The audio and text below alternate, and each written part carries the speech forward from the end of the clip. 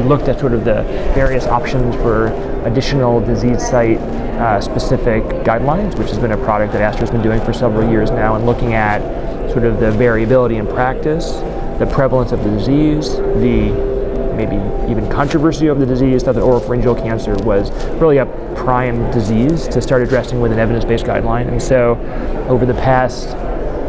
year and a half, we've had a very sort of rigorous process, very stepwise, formalized process to arrive at these guidelines, which we presented for the first time today.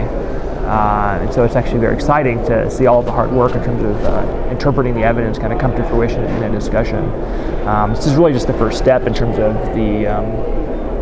vetting or reviewing of the product. We'll have expert review, and then we have legal review, and then public comment, and then following that we have the formalized and final publication and acceptance of the guideline product, the guideline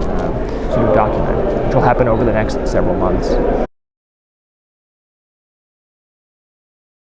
We took some of the big questions in how to manage oropharyngeal cancer, ranging from, when do you treat patients with concurrent chemotherapy, concurrent systemic therapy, to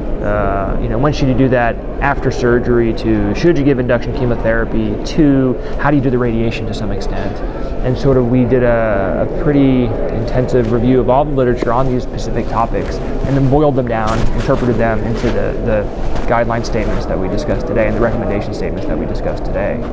And so it represents sort of the work of actually many people in terms of the actual process, and at the end of the day, the interpretation of our expert panel on how to sort of put these data, the literature, the studies, into sort of clinical relevance, into clinical perspective for the standard treatment of patients with this disease.